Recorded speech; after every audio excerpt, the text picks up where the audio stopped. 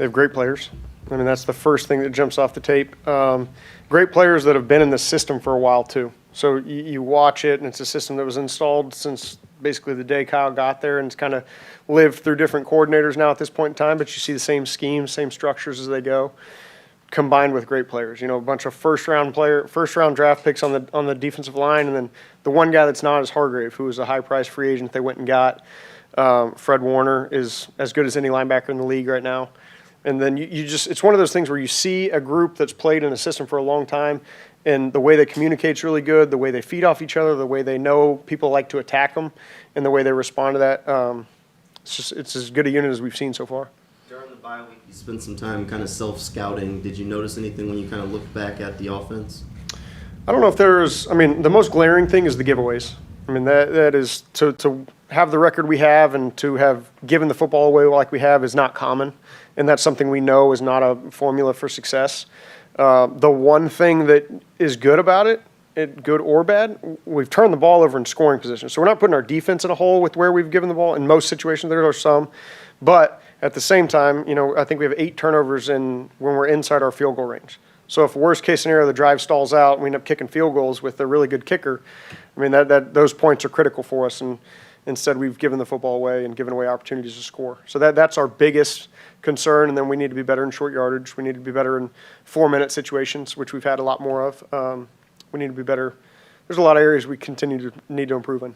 You mentioned the short yardage. Is that an area where Walker Little coming in, he can sort of help with that? You know, as you look through all of it, I think everybody has a hand in it. You would like to think as you know, you get a little continuity with a group that things just, you execute things a little bit better. And then we've kind of gone back and just make sure are we practicing the looks we're getting in games? Are we executing it the way we want to execute it? Are the plays schemed up the way we want? Are the right people affecting the play in whatever way we want it to be? So, you know, as you go back, you kind of want to just check the whole process of how you get to what you get to where it shows up on game day and it's being called. How much does getting Walker Little back and kind of hopefully stabilizing that offensive line group help the offense moving forward? It's like you said, I mean, you hope that continuity just creates a stabilizing factor for all those guys, that they all know this is the guy I'm playing next to, this is how he communicates, this is what he's capable of. They all trust the guy next to him. And I think they do have trust in the people next to him to be able to execute their job the way they have. But, you know, the more you play next to somebody and take snaps next to somebody, the greater that continues to grow. Bringing Ezra in, just what have been your impressions of him so far, and how big was that relationship, you think, with Phil already? Yeah, that's definitely a big part of it. You know, we know what we're adding to our locker room, and that's very important here with the way we've built this team and this roster. So having somebody that can personally vouch for him and his character and, you know, how he is as a teammate, that was a big deal for us. Obviously, we like the skill set. We like what he's capable of doing. We like his experience in the league, his experience playing for one of our position coaches. Obviously, our language is different, so he's having to learn that. That's the biggest adjustment. And he's been very diligent about it. He's in the building since the day he's got here. He's been here pretty much the whole time, just meeting with Phil, meeting with Todd Washington, spending time around Brandon Sheriff and all those guys, just to make sure we're on the same page and we don't miss a beat when he gets a chance to roll. How big is it to add that kind of depth for the second half stretch? It seems like that's not something that happens very often. Yeah, I agree. And you're always looking for depth across the board. Offensive line, I mean, you see it in our building, you see it across the league. You always need depth. You know, it could be this week, next week, whatever it is, it's going to happen at some point in time where somebody's got to step in and play. And to be able to throw an experienced, high-caliber player in there, that's something that definitely excites us. The offense has been getting the job done, team 6-2.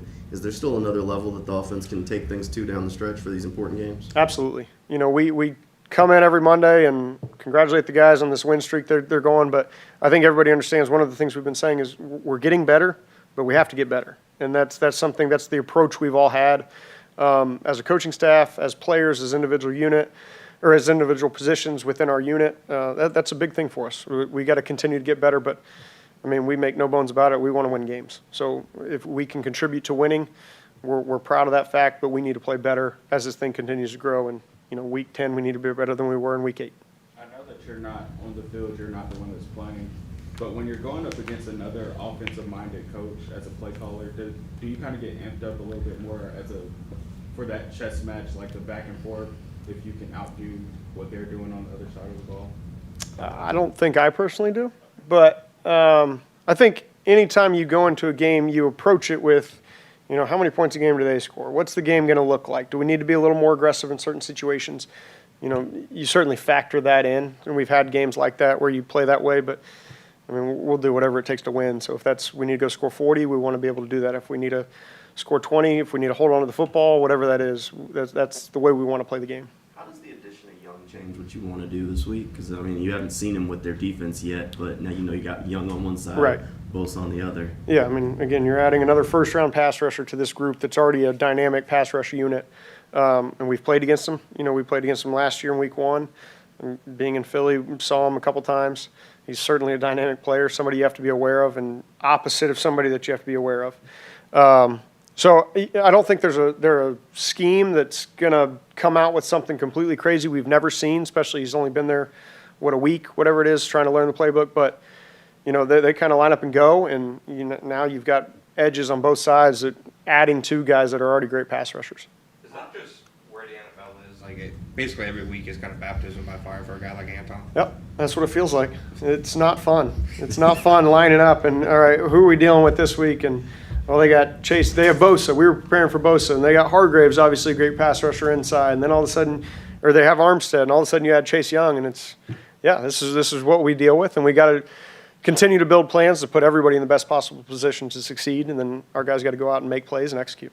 A little bit about ETN's usage rate in the first half of the season. Is that a rate you're still comfortable with, or is there more of a concerted effort to get Tank and Dearness involved in the second half here? Yeah, I think we need to continue to involve as many people as we can. Now, Travis has played well and has produced for us in critical moments.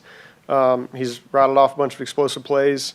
So, there's even times it's, hey, we're going to be an empty. We could put somebody else in here, and all of a sudden Travis has a 56-yard touchdown at Pittsburgh in the rain.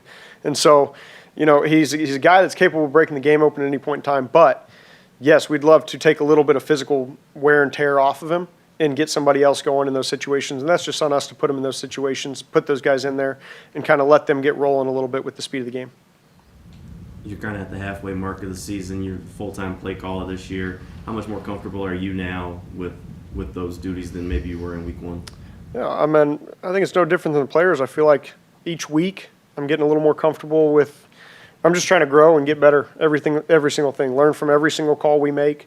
The one thing I've learned just talking with Doug is from talking to people that call plays around the league, and you really can't have any regrets. You can learn, you can look back and you can learn from it. And I kind of have been a guy, I always want to go back to my process. How did I get to calling this play in this situation of a game based on this? Okay, what led to that? What was good about it? What was bad about it? How do we, if there's something on a Tuesday night when I'm doing my study that I could have caught that or fixed it or adjusted the game plan, then that's what I want to do. But, I don't really have a lot of regrets in a lot of the calls that have come, and I just want to continue to learn. I want to be better for this team in week 10 than I was week 8, just like our players, we ask of them. Thanks, Coach. Appreciate it, Coach. Thanks, guys.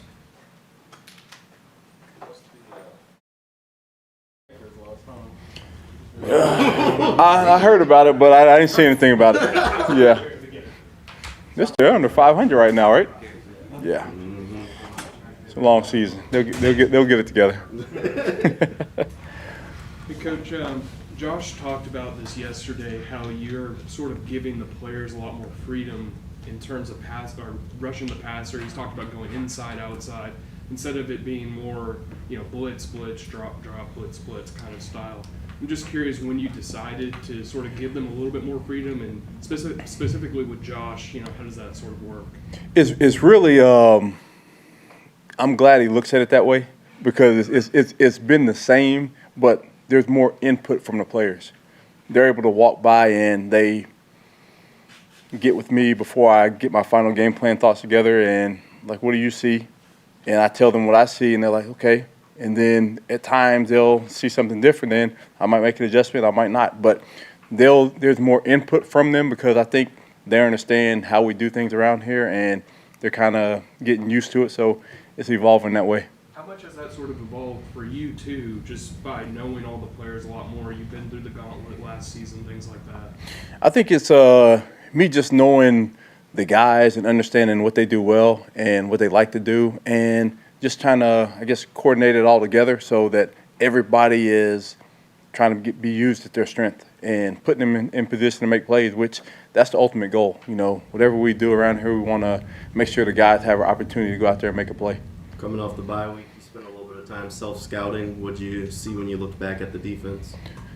We did. We went back and looked at it. There's some tendencies that, you know, we understand we have, and we try to correct them or, you know, try to do something a little different in a certain situation. But at the end of the day, we're going to be who we are, and we're a team that goes out there and stops the run, gets after the quarterback, and that won't change. What is it about this system San Francisco runs that really seems to stress defenses every week? The players. They have talented players. And then at the same time, you can line guys up at multiple different spots, and it looks different. You might have to prepare for it different. They're doing the same thing, but to a defense, it looks like it's completely different. You might have a running back lined up at a receiver and a receiver lined up at running back, and, you know, that should freak you out. But at the end of the day, you know, just one guy's one guy, and you just go out there and play the look. What have you seen in the last, maybe about last year from Darius? I mean, obviously he went to the outside, you know, 4, 5, or 6 games with 5 or 6 games left last year. But what has caused him to elevate his game to the point where he's leading the NFL in pass breakups? I think he's always had a talent. The thing that he doesn't get credit for is he's a really, really smart player. He's a guy that understands receiver splits. He understands what offenses like to do. And I think Deshae does a good job of breaking it down for the DBs every week so they can go out there and play their best. Like, if I'm a DB, I don't need to worry about a million routes. I just need to worry about the routes he's running this week and where he's running them from. And I think the coaching staff does a good job of getting him that information. You're somewhat of a hoops aficionado, right? Yeah. So if you had to put together a basketball team out of that locker room and you had a 3-guard offense, is Darius one of your 3 guards? I've never played with him, but I have an ear, and I hear down in the locker room that he can go. Yeah, he can go. So I trust that. And when you get another professional athlete saying another professional athlete can really do something, another sport really well, they can do it really well. So, yeah, he'd be on my team. Okay, so I'm gonna point out 2 plays from your season so far. Okay. The interception he had on Diggs in London, Mhm. right? And in New Orleans, he kind of got beat a little bit on a play by Michael Thomas down the left sideline, I believe. But he was able to recover, leap up, and then with his left hand just get enough of a deflection on it so it goes off his helmet. How athletic are plays like that? For me, I was a 3-sport athlete, and I really think it's important for DBs especially to play baseball because you can track the ball. But Darius has a basketball background. In the plays you talked about, you can see the coordination of jumping up, catching the ball, another one, timing the jump, jumping up, and deflecting the ball. So the jumping ability, he has hops. So he used them as a football player. The defense has gotten off to a really good start to the year. I mean, team 6-2. Is there another level this defense can take things to? Oh, always. There's a bunch of plays we leave out there, and there's a lot of things that we would like to do better. And we're just, you know, we come in here every week. I told the guys, like, all right, Wednesday, Thursday, Friday, Saturday, let's go have fun on Sunday. That's the mindset you have to have, and you got to get better every day. Like what we've done in the past, that don't matter.